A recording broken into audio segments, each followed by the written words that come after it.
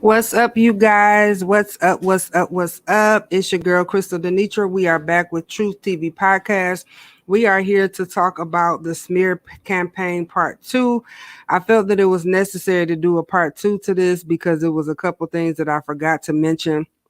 So, as we discussed yesterday in yesterday's video, a smear campaign is also referred to as a smear tactic.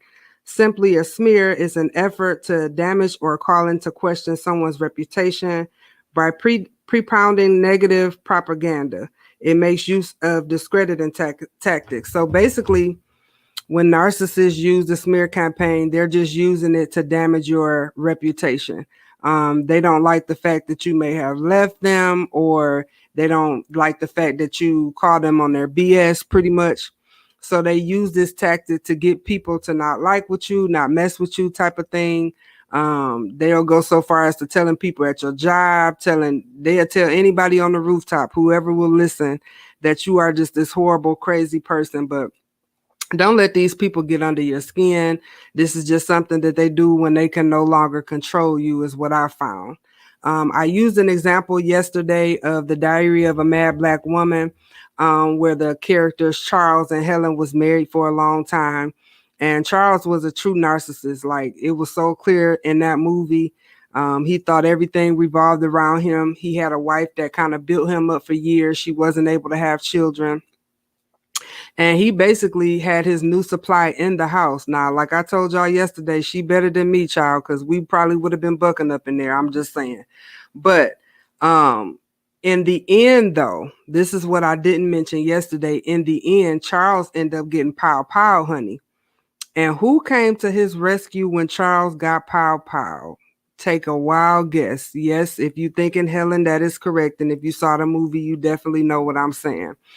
So I'm using that example. Sometimes when people treat you wrong, God sees that, and so does the devil, because they're doing the devil's work by treating you wrong, but God will ultimately step in and have your back, especially for the chosen ones, the people who are woke and the people who walk a righteous path and who are good, sincere people. God gonna always have our back no matter what.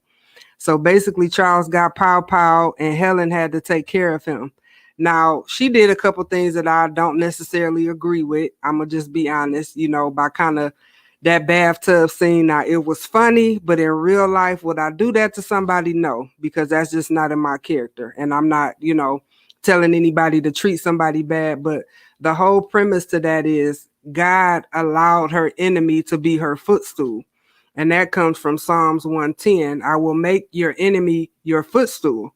So when people are doing you wrong, karma is going to come back tenfold on them. And they not going to know what hit them. It's going to hit them like a ton of bricks.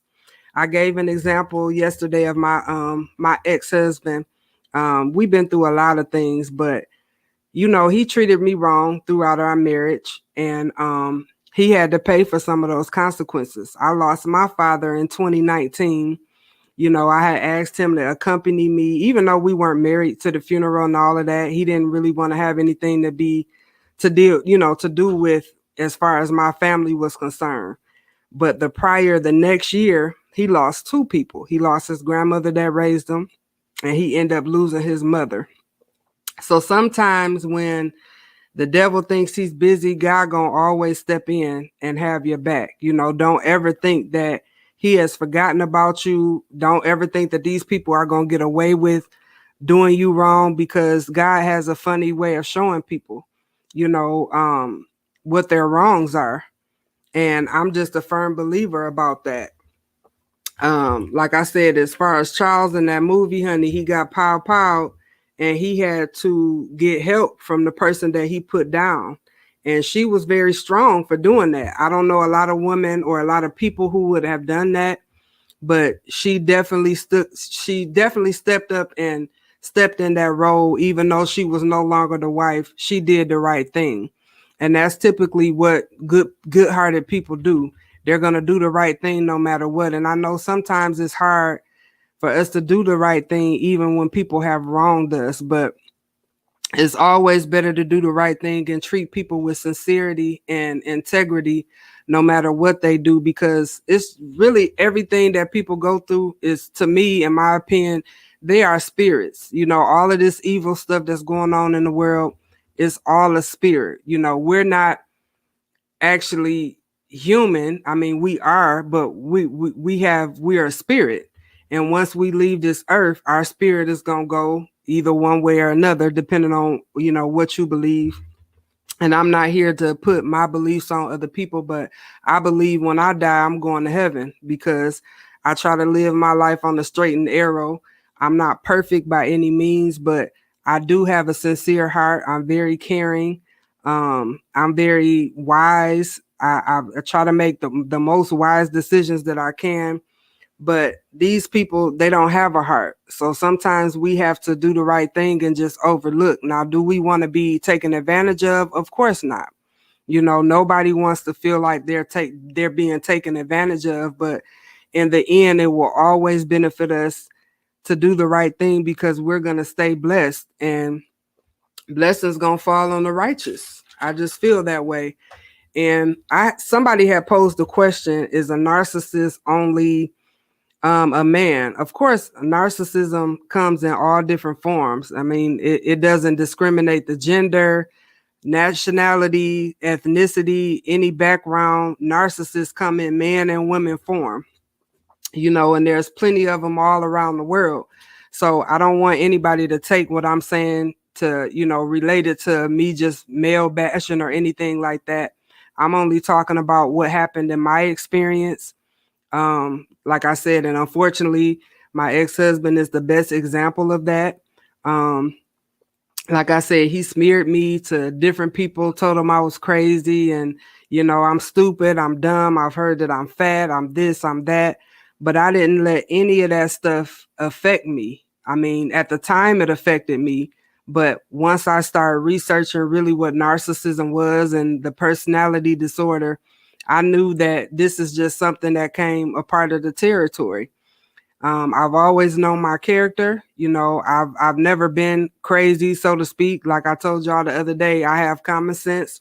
I know not to take a pow and just walk up to somebody and pow them. That's crazy. That's crazy. But narcissistic people, they try to use that smear campaign to get people on their side, pretty much, because they don't want to seem like they're the villain, and typically they are the villain. So we just have to stay encouraged and just know that whatever they say, we have to just let it kind of roll off our backs, because in the end, we're going to be the victorious ones and they're going to be stuck. It's like the two narcissists in my life, the caretaker and the ex. A lot of stuff has happened to them. And while I'm just exceeding and excelling, they just behind in so many other areas. And I think that's just God's way of protecting me. While they think they're putting me down, I'm still shining in areas. And I'm not saying that in a boastful, bragful way or braggadocious way. I'm saying that to say that when you do the right thing, God acknowledges that. When you do the wrong thing, God acknowledges that as well. So he's not going to let any harm or anything come to us that shouldn't be. I should have been dead and gone a long time ago with all the abuse and all the things that I've been through. I've been through stuff that literally you see in a movie where I had to literally fight my way out of. And I'm just so thankful and humbled that God allowed me to get out, before it was too late. I have children that I have to live for. And I'm at the point where I don't care what people say about me. Honey, you could talk about me until you blue in the face. It's not going to change my character. You're not going to make me get out of character. And I mean, it is what it is. But certain people, these narcissistic people, like I said, in the end, they really idolize you. It's something about you that they like. It's something about you. They know you're special. They know you hold gifts. They know that when you walk in a room, people are mesmerized by you and they can't stand it, but they really can't stand themselves. So they use this smear campaign to make people think that you're not anything and to make themselves seem like everything. So don't fall into the bull crap. Everybody got to live their life and do what's right. But like I said, people could talk, they could say what they want to say, but I'm going to keep healing and growing. I just wanted to leave that tidbit and just give you that analogy with that movie. Like I said, narcissism has no color, it has no ethnicity, no certain background. These people come in all shapes and sizes. So I'm not male bashing at all. I don't want anybody to think that. But that movie was just a good example to me because it just showed me how solid of a woman Helen really was. In the midst of adversity and in the midst of her life and her marriage being challenged and him moving someone in her face, she still was able to help him because she knew that was the right thing to do. And my ex did that as well. He went to the hospital after we got divorced. And instead of him calling his new supply to go sit at the hospital with him, he called me to come sit at the hospital. So that's what they do. They'll try to come back to that safety net, that motherly figure, that person who really treated them right in a time of need. But at this point, baby, I can't save you. You got to save yourself, or you ask God to save you. So that's all I have for right now. I thank y'all for tuning in. I ask that y'all like, follow, and subscribe. Share the video. If there's a question or anything that you need answered, you can email us at the email that's floating below. You can follow us on Instagram as well. And you guys be blessed. Peace.